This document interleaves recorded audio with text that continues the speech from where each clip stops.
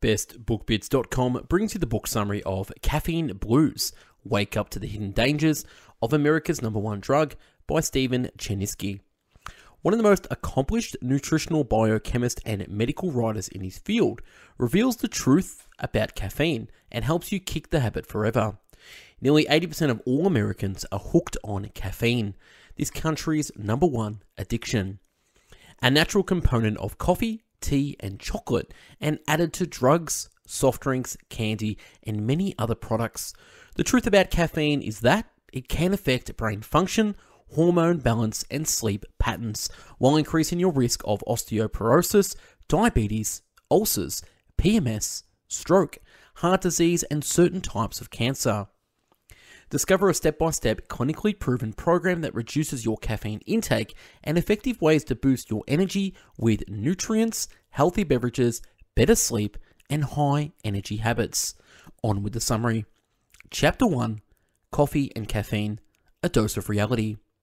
We have seen several well-marked cases of coffee excess.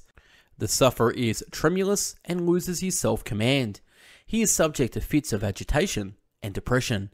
He loses colour and has a haggard appearance. The appetite falls off and symptoms of gastric catarrh may be manifested. The heart also suffers. It palpitates or it emits. As with other such agents, a renewed dose of the poison gives temporary relief, but at the cost of future misery. By miseries such as these, the best years of life may be spoiled. Goat herds, monks, and the rest of us. The origins of coffee are lost in legend, although the most popular tale traces its discovery to a goat herder dwelling in Ethiopia. According to the story, the goat herder watched his flock eat the bright red berries from a wild evergreen bush, and was subsequently amazed to see the animals leap about with wild abandon. He tried some of the berries himself, and soon he was leaping too. By around the 6th century AD, that plant reached Arabia, where it was used as a food and medicine. Coffee berries were either fermented to make wine or dried, crushed, mixed with fat, and eaten. It was not until the 13th century that Arab monks made a revolutionary discovery. Roasted coffee beans could be made into a drink. No more falling asleep at prayers. The news spread from monastery to monastery, then hit the streets with the world's first coffee houses. Everyone who tried coffee wanted more, and if they were travelers, they wanted to take it home with them. With lightning speed, coffee became a valuable trading commodity and spread to the world at large, first to Turkey, then to Italy and France, and finally to the rest of Europe by the mid-17th century. The Arabs maintained strict control of the coffee trade until smugglers from other countries got hold of the seeds. The Dutch brought coffee to Java and Ceylon, the French transported it to the West Indies, and a Brazilian obtained coffee for his homeland. Today, coffee is cultivated widely in regions between the tropics of Cancer and Capricorn, Central and South America, Java, Sumatra, India, Arabia, Equatorial Africa, Hawaii, Mexico, and the West Indies. Most American colonists drank tea, a caffeine-containing leaf from the chamomile sinensis bush, until the boycott against King George's tea tax climaxed with the Boston Tea Party in 1773. From that point forward, coffee grew in popularity as America's national drink. Americans are now the largest consumers of coffee in the world, drinking over 420 million cups per day, or about 1/5 of the world's total annual supply. In America, coffee wins hands down as the most popular substance containing caffeine, with soft drinks, tea, and chocolate as runners-up. From plant to percolator. The word coffee comes from the Arab word ahoa, the botanical name of the original species discovered in Africa, whose beans are grown around the world today, is coffee arabica. There are 3 general groupings of coffee: Brazilians, or Coffea arabica grown in Brazil; milds, or Coffea arabica grown outside Brazil; and Coffea robusta, a variety of coffee grown at lower elevations and generally considered to be inferior in quality to Coffea arabica. Robusta beans contain nearly twice the caffeine of arabica and are almost more acidic. Mass-marketed brands of coffee contain primarily Robusta, whereas specialty coffees tend to be made primarily from Arabica beans. One reason coffee spread so quickly around the globe is because it is an exceptionally hardy, self-pollinating plant. Though it's usually referred to as a tree, coffee is actually an evergreen shrub that, when cultivated, is pruned to a height of 12 feet or less. An Arabica tree produces only about 1 to 2 pounds of coffee beans per year, so supply and worldwide demand requires an incredible amount of space. We'll discuss the problems associated with coffee cultivation in Chapter 7. Coffee berries, the fruit of the plant, which contains the beans, are usually harvested by hand and undergo a lengthy processing procedure. Once removed from the berries, the beans are fermented, washed, dried, hulled and peeled before they are roasted. After roasting, the beans are ground up and they are ready to perk, brew or drip into your favorite cup of java. A cup of chemicals. Caffeine has received a great deal of attention ever since it was identified as the principal stimulant in coffee 1820, but it seems that every year even more noxious ingredients are isolated in coffee. In 1992, researchers found another stimulant compound distinctively different from caffeine that may be responsible for coffee's gastrointestinal effects. To date, over 700 volatile substances in coffee have been identified, including more than 200 acids and an incredible array of alkaloids, aromatic compounds, carbonyl compounds, esters, hydrocarbons, heterocyclic compounds, and terpenoids. Non-volatile substances in coffee include caffeine and other purine, glycosides, lipids, melanoidins, caffeic acid, and chlorogenic acid, and that's just the stuff that's supposed to be there. Coffee often contains a raft of pesticide residues and other contaminants such as nitrosamines, solvents, and mycotoxins. These carry well-defined health risks and some are carcinogenic.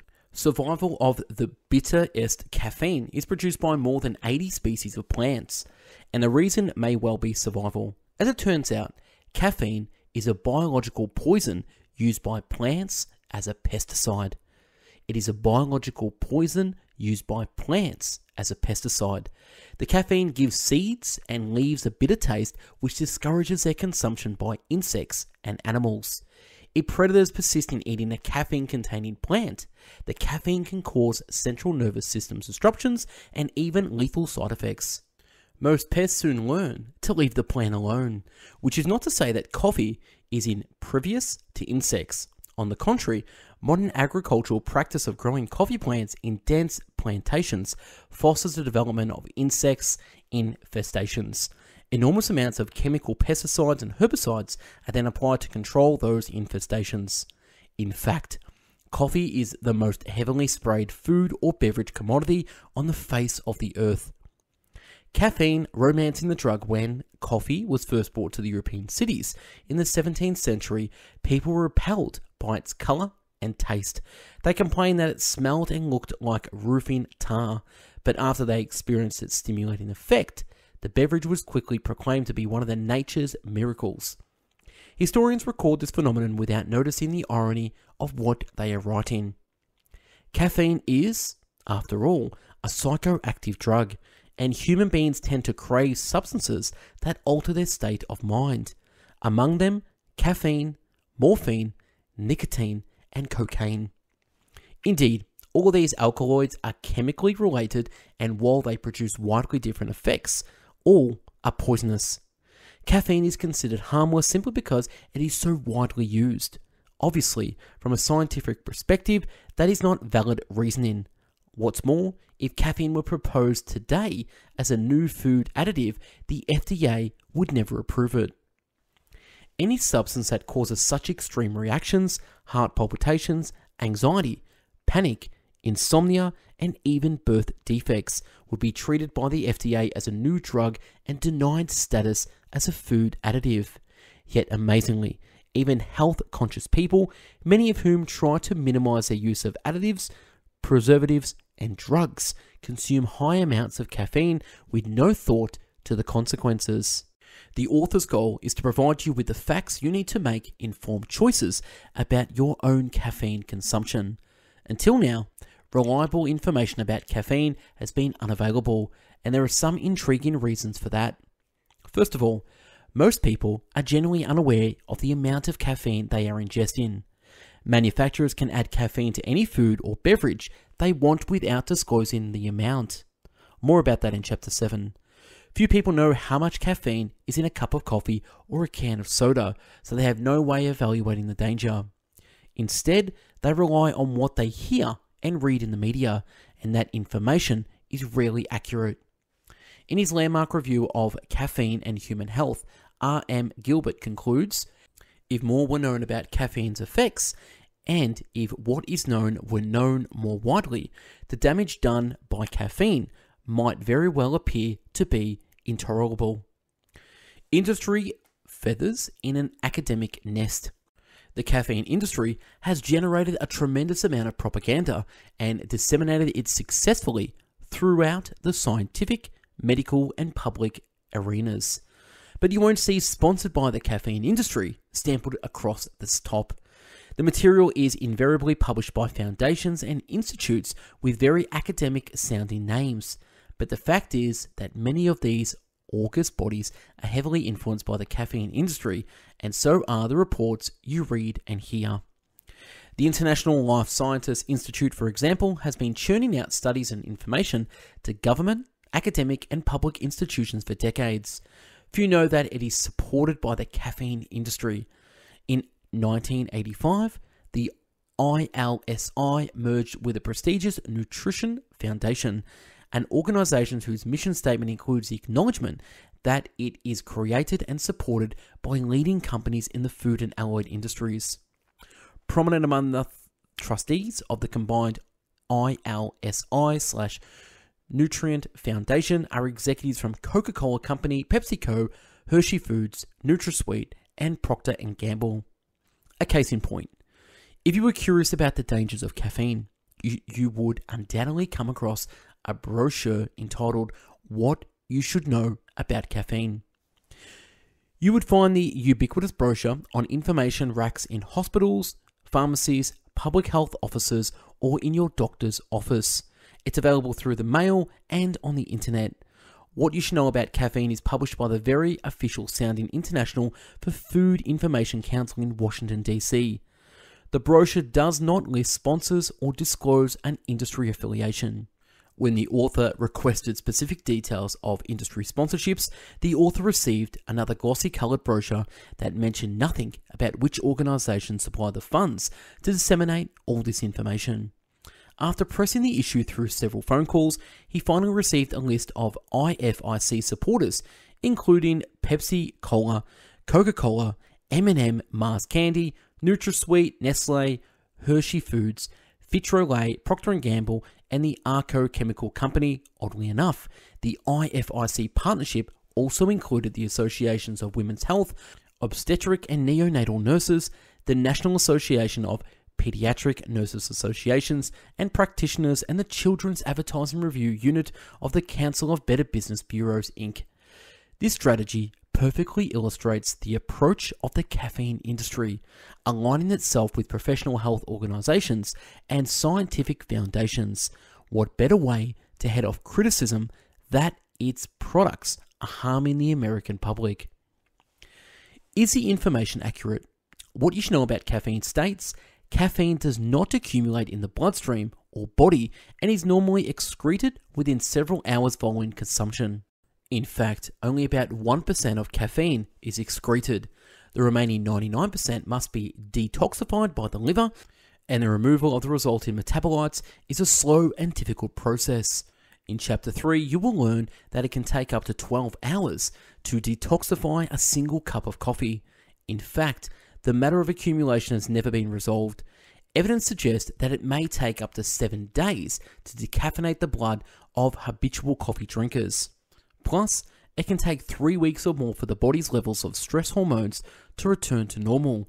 If that's not accumulation, what is? All the news that fits, we print. Prominent on the first page of What You Should Know About Caffeine is a coloured box that states research in relation to cardiovascular disease, reproduction, behaviour, birth defects, breast disease and cancer has identified no significant health hazard from normal caffeine consumption. When the author inquired as to exactly what normal consumption was, he was told 200 to 300 milligrams per day. As you'll soon find out, most American adults ingest that amount before noon. What about ingestion of more than 300 milligrams of caffeine? The IFIC doesn't say a word about that, but in the following chapters you will learn exactly how much caffeine can damage and even destroy your health. This information has been withheld from you until now. The loudest voices in the caffeine debate have been connected directly or indirectly to the caffeine industry. Digging deeper. When the author asked the IFIC for scientific support for their assertion that 300 milligrams of caffeine was perfectly safe, they sent the author a report published in the Food and Chemical Toxicology. The authors of this report are both employees of the Coca-Cola Company and members of the National Soft Drink Association. As you might expect, the report downplays the effects of caffeine in the American diet using some interesting techniques. When is a cup not a cup? Answer: when it is a standard 5-ounce serving. For some reason, the above authors state that a standard serving of coffee equals 5 fluid ounces. That way, they can list the caffeine content as 85 milligrams per cup. Most studies claim that a standard cup of coffee equals 6 fluid ounces, the amount held by a teacup, which is still far less than almost anyone actually drinks at one time. Likewise, the standard soft drink serving is listed as 6 ounces when all sodas come in 12-ounce cans. And soft drink manufacturers are now heavily pushing the 21-ounce bottle. The caffeine content of soft drinks is listed as 18 milligrams per 6-ounce servings. In reality, soft drinks contain anywhere from 45 to 72 milligrams per 12-ounce can. What caffeine problem? Caffeine consumption is almost downplayed in the study cited above by using per capita figures, which is simply the gross amount of caffeine consumed divided by the total population. The problem, of course, is that not everyone consumes caffeine in equal amounts.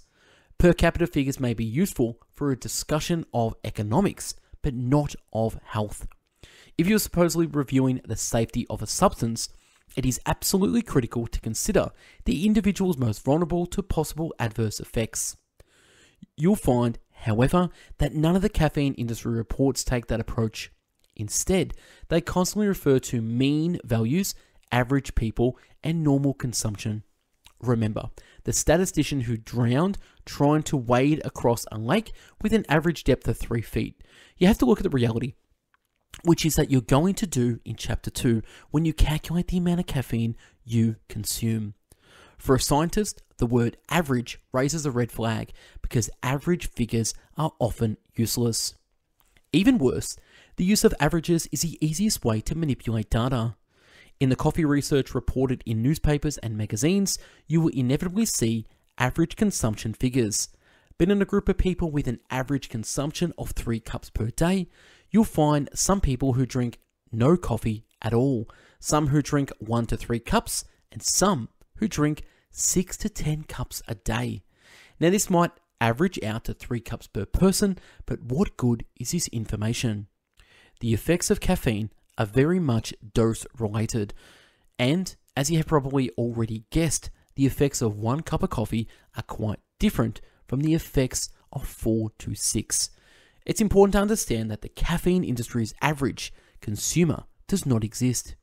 This mythical person, upon whom all their conclusions are based, is neither male nor female, weighs approximately 150 pounds, never experiences excessive stress, has perfectly functioning adrenals and liver, does not use birth control pills or any other caffeine interacting drugs, consumes less than 300 milligrams of caffeine per day, and eats a well-balanced diet including a variety of foods high in B vitamins, calcium, magnesium, and zinc.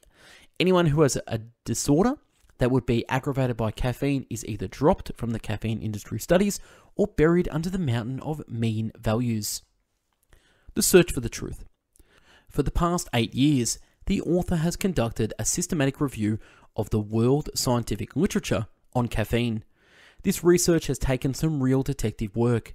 It's difficult to tell what's really going on at first. After all, he drank coffee for over 20 years, simply because he believed, like everyone else, that coffee and caffeine had no adverse health effects. He was in for the surprise of his life. The first thing he noticed was how much of the research on coffee was imprecise. The majority of researchers refer to the standard coffee cup as a 6-ounce serving, but most people drink from mugs which contains 12 to 14 ounces or more. That's not to mention the convenience store coffee cups, which contain anywhere from 20 to 32 ounces. If you're like most people, you probably consume far more caffeine than you think you do. Likewise, many reports on coffee fail to specify the brewing method. 6 ounces of a drip filtered coffee contain about 100 milligrams of caffeine, but the same amount of percolated coffee gives you 120 milligrams, and European-styled boiled coffee packs in 160 milligrams of caffeine per cup. I begin to see that caffeine issues is rarely taken seriously. Nearly every researcher starts from the assumption that caffeine is okay. Why? Because consciously or subconsciously, they are influenced by the fact that they themselves depend on coffee. The author has visited the offices of hundreds of scientists, professors, and clinicians. The coffee machine is as much part of their environment as test tubes and computers. Likewise, the journalists who report health news to the public are usually heavy coffee drinkers. He's not saying that these people are dishonest, only that information can be biased by the habits of those who make and break the news. The great chain of caffeine. It's also important to look at the chain of biochemical and behavioral events that caffeine creates, not just the immediate effects. Scientists rigorously adhere to the rule when looking at other drugs, but ignore it when studying caffeine. This error is illustrated graphically by one study on the effects of caffeine on schizophrenic patients, where regular coffee was replaced with decaf. The researchers postulated that if caffeine produces detrimental psychoactive effects, the patient should improve when decaf is used instead of regular coffee. They made the switch. The patients did not improve, and so the researchers concluded that caffeine has no effect on psychiatric patients. What's wrong with this conclusion? The group ignored the chain of events that results from caffeine withdrawal. Here, a group of hospitalized schizophrenic patients who were used to drinking 3 to 8 cups of coffee a day are switched to decaf without their knowledge. These people are going to have serious withdrawal reactions, including disorientation, irritability, anxiety, and depression. Obviously, they will not show signs of improvement. How could they? Most of them probably have splitting headaches from caffeine withdrawal. Yet the research was published and is frequently used to support the erroneous view that caffeine produces no negative psychoactive effects. It gets worse. These same researchers introduced a decaf a second time and they did see behavioral improvements. Did they recognize the likelihood of decreased withdrawal reaction? No way. Instead, they stated that these improvements were probably a result of coincidence. A matter of interpretation. The author says that he also found investigators who did an excellent job at analyzing the behavioral effects of caffeine ingestion by schizophrenics. One extremely well-designed study documented significant increases in thought disorder and psychosis after caffeine administration. The investigators also found that caffeine increased blood pressure and stress hormone levels in the patient group. This is important information for anyone involved in psychiatric care, but how the issue of caffeine and mental health is resolved depends upon which study is read and how the reader wishes to interpret the information. When he brought the latter study to the attention of a leading psychologist, he acknowledged that the caffeine can cause significant issues in stress hormone levels, but concluded a cup of coffee is no more stressful than watching a suspense thriller on TV. Can you see the profound error of this response? It looks blindly at the short-term consequences of caffeine use and ignores the real issue, which is the effects of long-term use. After all, what psychologist would condone the viewing of 5 suspense thrillers every day, year after year? yet that analogy accurately describes the body's hormonal response to regular caffeine consumption.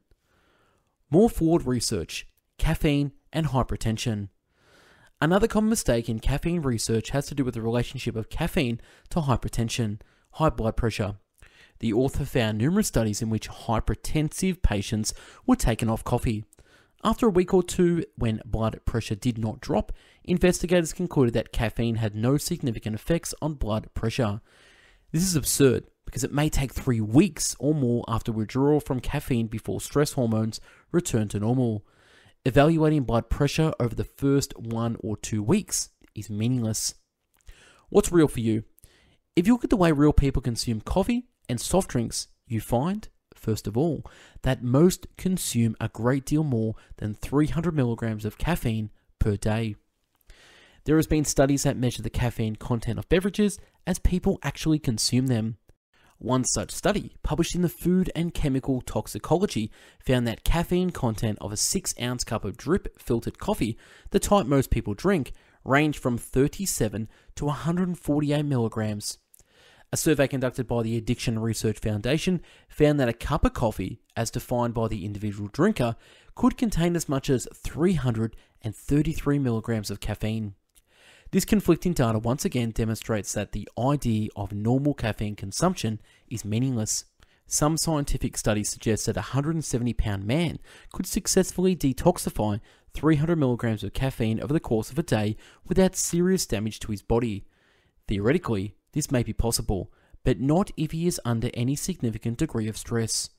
Moreover, a 110-pound woman is almost certain to experience significant adverse effects from that amount of caffeine, and for anyone under a great deal of stress, even 1 cup may be enough to trigger the negative effects of caffeine. Obviously, caffeine intake needs to be evaluated on an individual basis. In the chapters that follow, you will see the effects and dangers of caffeine depend upon a host of variables, including gender, weight, age, stress level, general health, and medications. What's more, caffeine may affect the same person differently at different times. The only way to safeguard your health and well-being of your family is to inform yourself. A great place to start is taking the test in the next chapter. Chapter 2. Are you addicted? How much is too much? In the old days, coffee was served in teacups that sit on saucers. That size cup holds 6 ounces of beverage, which is considered the standard size cup by researchers and the coffee industry. However, when I ask patients how much coffee they drink and they say, oh, no more than 3 cups a day, I inevitably find that means 3 mugs a day at 14 ounces apiece, or the equivalent of 7 cups of coffee. In most coffee shops, a normal cup of coffee is 14 ounces and a large cup is 20 ounces. Thus, 1 large cup equals 3.3 cups of coffee. One of my clients told me that he only drank 1 cup of coffee a day. It turned out to be one of those giant 32-ounce convenience store mugs with the vented cover for drinking while you drive. The man and millions like him consume nearly 500 milligrams of caffeine on his way to work on an empty stomach. No wonder there's so much conflict and tension at the office. By the time they get to work, these coffee inhaling employees are wired and ready to fly off the handle. There's no doubt that the damage done by caffeine is very much dose related. But it's important to make general blanket statements about how much caffeine is okay and how much is dangerous, since caffeine's effects are different for each person. Understanding the effects of your own caffeine ingestion requires self-knowledge and experimentation. As you reflect on the material presented here, most likely you will see yourself in one of the examples or case histories. As you read, keep an open mind and consider the possibility that how well you live and even how long you live depends to a significant degree on the amount of caffeine you consume. This book provides the information you need, but the rest is up to you. Obviously, there are many factors affecting longevity and health, but none is easier to modify than caffeine intake. In my clinical practice, I have cancelled more than 9,000 patients and kept careful records regarding their compliance and level of success. All of my recommendations, including weight loss, dietary change, exercise, and stress management, no single factor matched the impact of caffeine reduction. Again, it's not that all these other things are unimportant. On the contrary, I believe that exercise and balanced diet are critical to optimal health, and I've devoted my career to making those goals obtainable. But the truth is, getting people to make significant changes in diet or exercise is extremely difficult. Researchers show that even with careful supervision, compliance is well below 30%. On the other hand, getting off caffeine, at least with my Off the Bean program, is relatively easy and the rewards are often immediate and dramatic. Over 80% of the people who tried the Off the Bean program have stuck with it and have experienced tremendous health benefits as a result. What your doctor doesn't know can hurt you. Until now, people had no way of evaluating their caffeine intake and the harm it can do. Remember that the initial stages of caffeine damage are often silent, just like lung damage from smoking or cardiovascular disease from a high-fat diet. Also be aware that the information you need about caffeine is not likely to come from your doctor. Consider the guidelines given to physicians in the medical literature. A typical example appeared in the Postgraduate Medicine, in which doctors were advised that caffeine can cause abnormal heart rhythm. The article, citing a report entitled Caffeine and Arrhythmias, What are the Risks?, stated that about 80% of American adults drink 3 to 4 cups of coffee each day. It went on to explain that each cup contains between 60 and 150 milligrams of caffeine. The logical conclusion from this information is that many American adults are consuming 500 to 600 milligrams of caffeine from coffee per day. The bulletin points of the article informed doctors that point 1, consuming less than 300 milligrams of caffeine per day does not seem likely to produce significant arrhythmias. Comment: we've already learned that most Americans consume more than 300 milligrams of caffeine per day from coffee alone. Remember the 6-ounce cup, not to mention additional caffeine from soft drinks, medications, and other sources. And what exactly is significant arrhythmia? If your heart fails to maintain normal beats, you are in mortal danger. Period. Point 2. People with underlying heart disease probably should avoid consuming more than 300 milligrams of caffeine per day, since significant increases in arrhythmias have been reported after consumption of high amounts. Comment: good advice, but A, people with underlying heart disease often do not know they have heart disease, and B, people have no way of following the advice since manufacturers are not required to list the amount of caffeine in their products.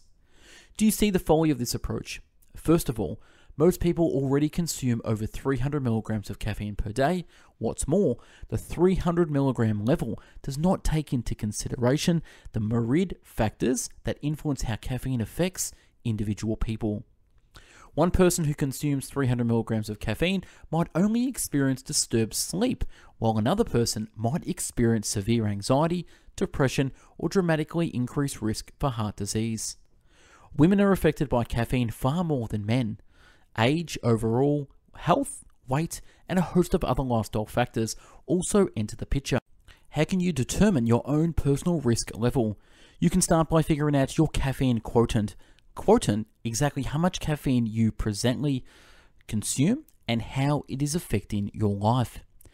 Is caffeine hurting you? If you're a regular caffeine user, chances are high that the drug is affecting the quality of your life right now. You probably depend on the stimulating lift to energize your body and clear your mind.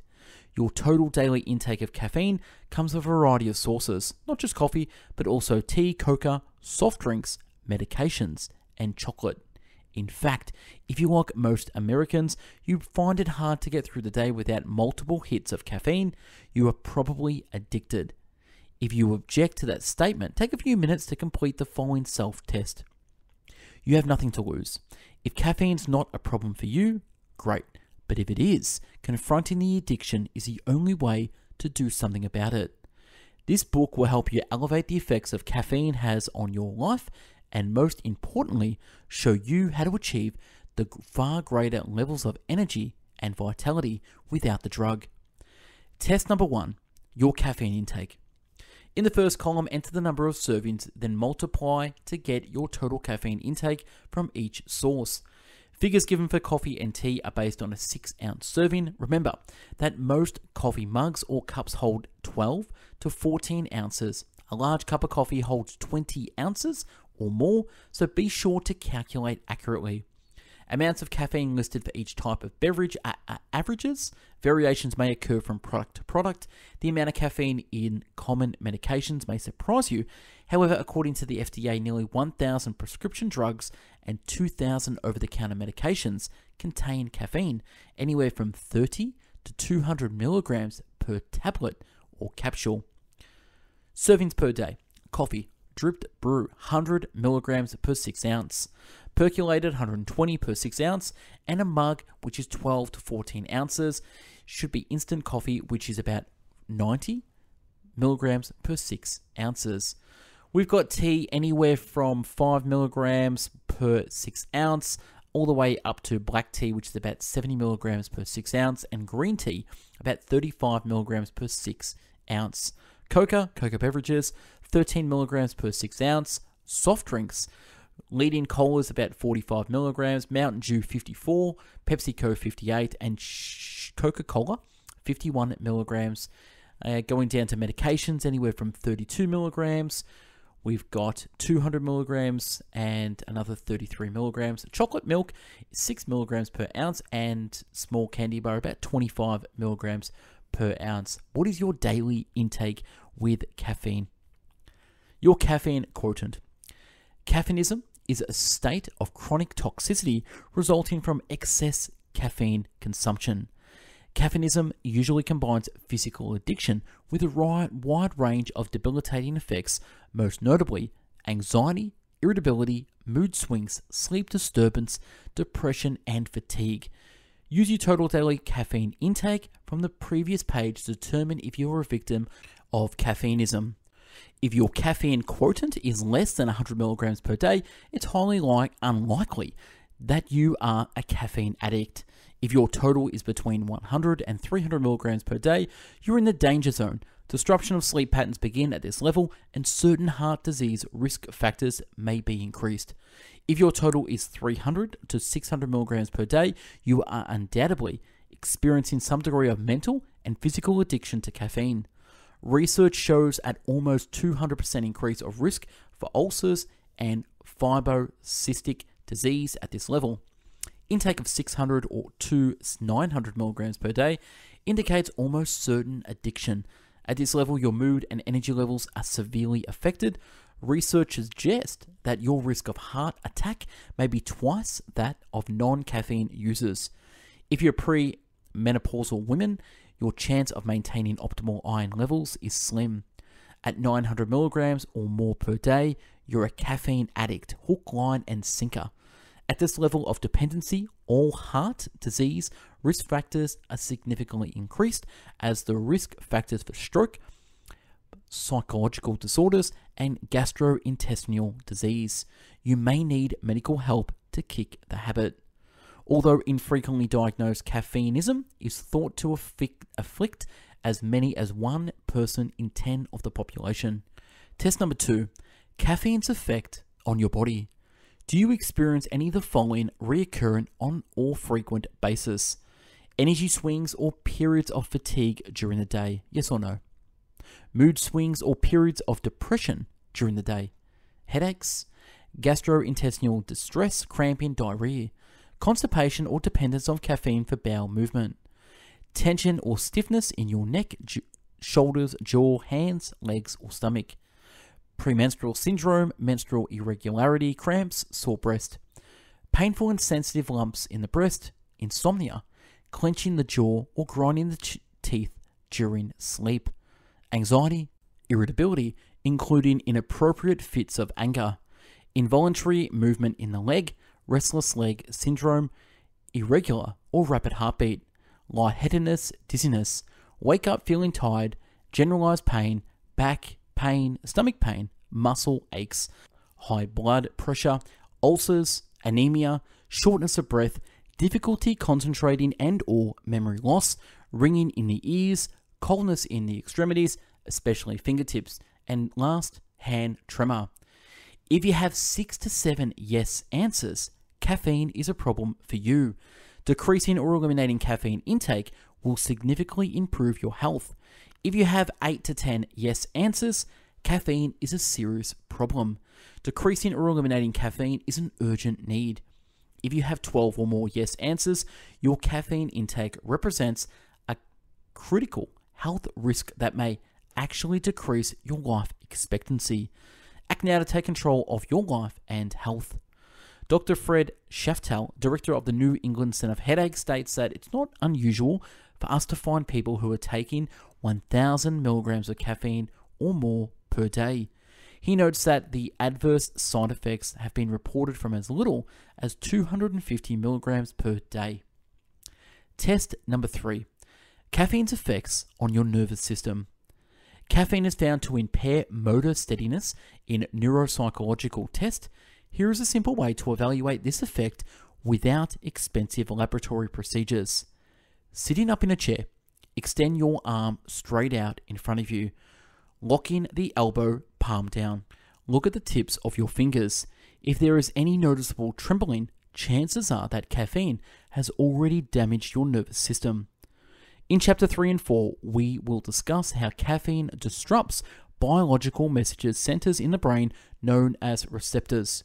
Human and animal data suggests that dopamine and benzodiazepine receptors are involved in hand tremor, and the condition is common in both habitual and casual coffee drinkers. The good news is that this damage can be repaired, but not until you get your caffeine intake under control. In Chapter 10, you'll see that it is not difficult as you might think. Test number 4. Caffeine's effects on your muscles. Muscle tension is hard to evaluate. Many times we don't even know we're tense until we get a headache, or someone places their hands on our shoulders and we wince. Tension in jaw muscles, however, is fairly easy to measure. Number 1, open your mouth as wide as you can, then close slowly. Do you hear any popping or cracking? This is often a sign of problems with jaw alignment known as temporomandibular joint dysfunction, TMJD. TMJD affects millions of Americans, contributes to headache and a raft of other disorders, and is positively associated with stress and caffeine intake. That's because caffeine and stress cause a tightening of the jaw muscles that contributes to a misalignment of the jaw on the skull. Teeth clenching and grinding at night also related to stress and caffeine. Number 2, now open your mouth as wide again, and this time try to insert your fist 3 fingers held vertically, or use a wine cork. This is another simple test to see if you're holding significant tension in your jaw muscles. Reduced jaw mobility is a classic sign of chronic tension exacerbated by caffeine. The 4 warning signs of caffeine dependence. The most common response I hear from people who have eliminated caffeine from their lives in their surprise at how much better they feel. I know that what you're thinking, how could they feel better? Every time I try to quit coffee, I feel like I've been hit by a truck. That's because caffeine is an addictive drug with a very well-defined withdrawal symptom. I'm not going to split hairs about whether people are truly addicted or just dependent on the drug.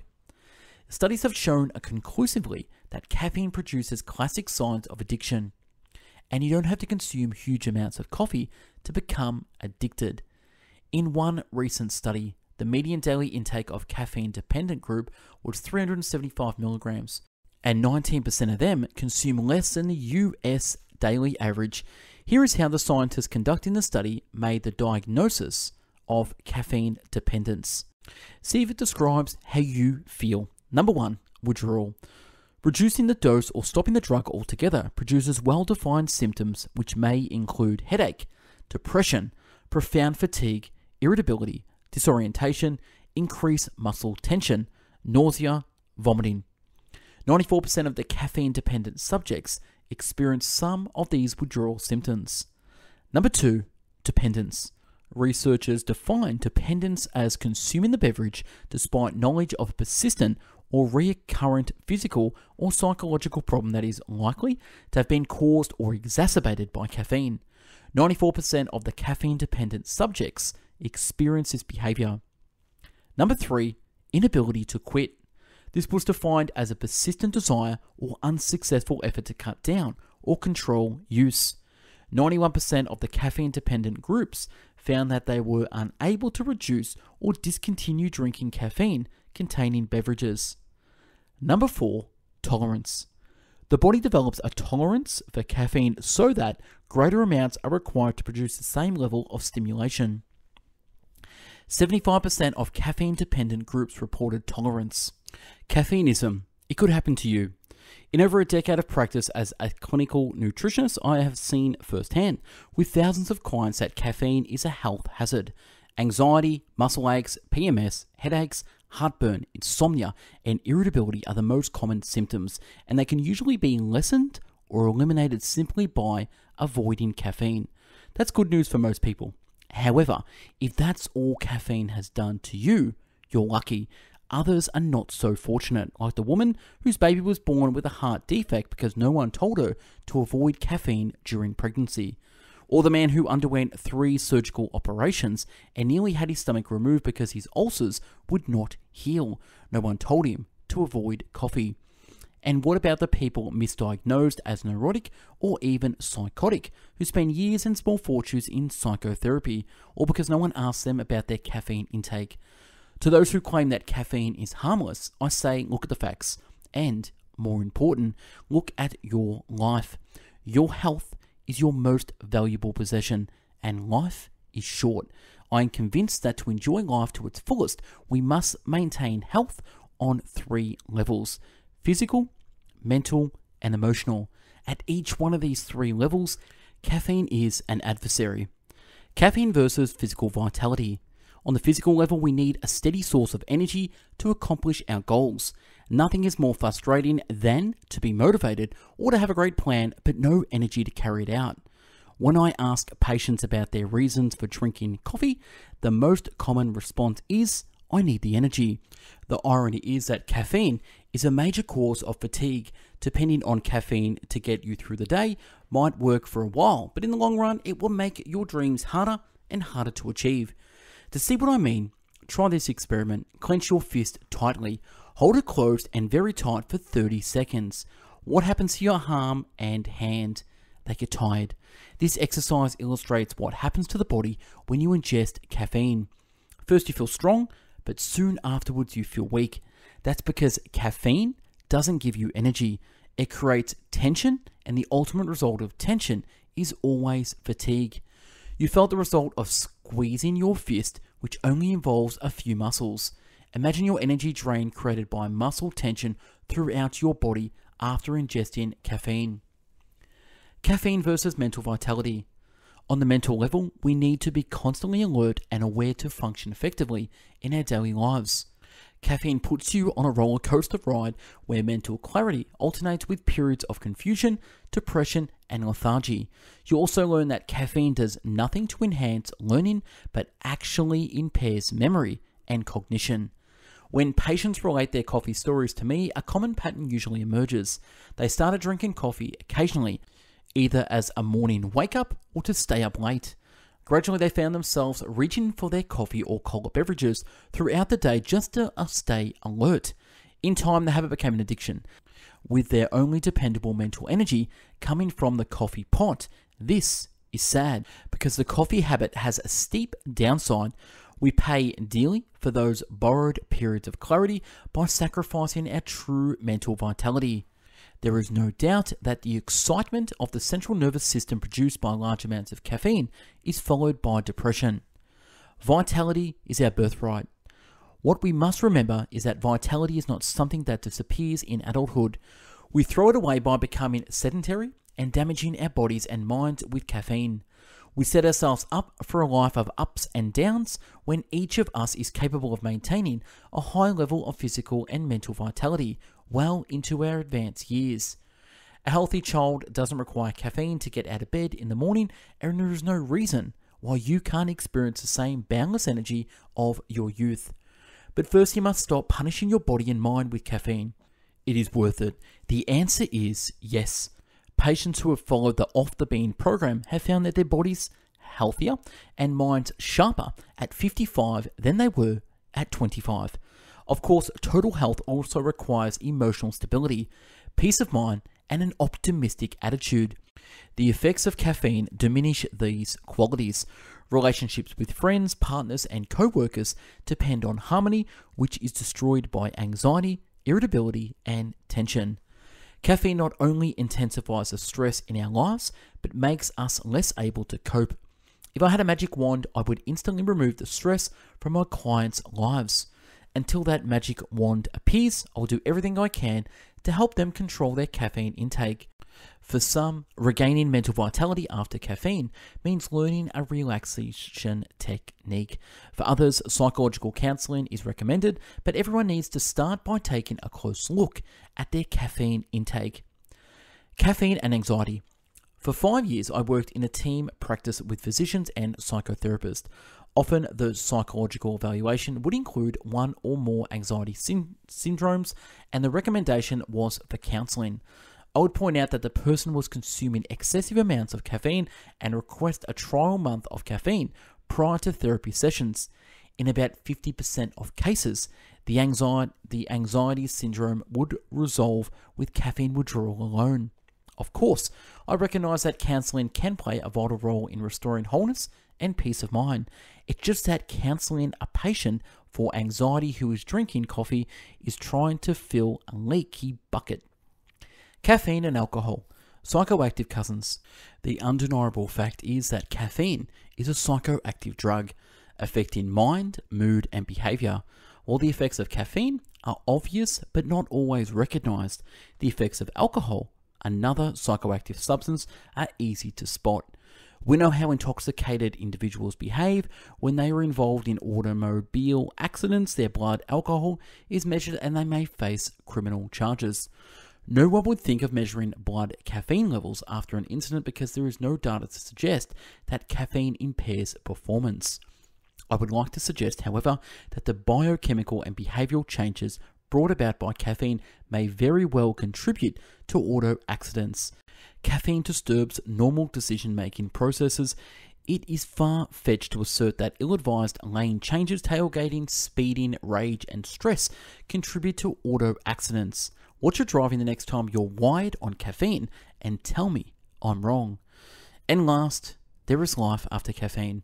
Life after caffeine does not have to be dull. In fact, there are delicious and very satisfying alternatives, and I'm not talking about Palade teas, decaf, and instant coffee substitutes.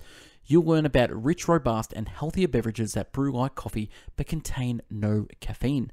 Likewise, life after coffee does not have to be lethargic. Breakthrough research in human metabolism and brain biochemistry has made it possible for you to enjoy greater energy and alertness without coffee than you ever experienced when you were on the drug. There are natural alternatives to caffeine that actually enhance metabolic energy production while decreasing the tension in your body. The difference once you make the switch is astounding. You can repair your nervous system, manage stress, and improve your energy production naturally.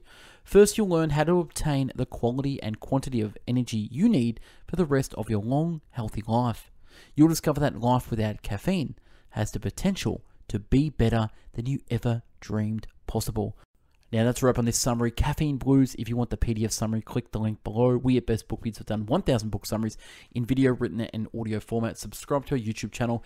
Check us out on Spotify and the website bestbookbits.com. Now, if you want all my summaries to download offline in MP3 and summaries, you can actually purchase the product. So click over to bestbookbits.com/150 or go to the website and check out our products and services. I also do coaching and consulting, life coaching, business consulting. So if you need some help in those areas, click the link below and we can jump on a free 15-minute coffee chat or tea chat.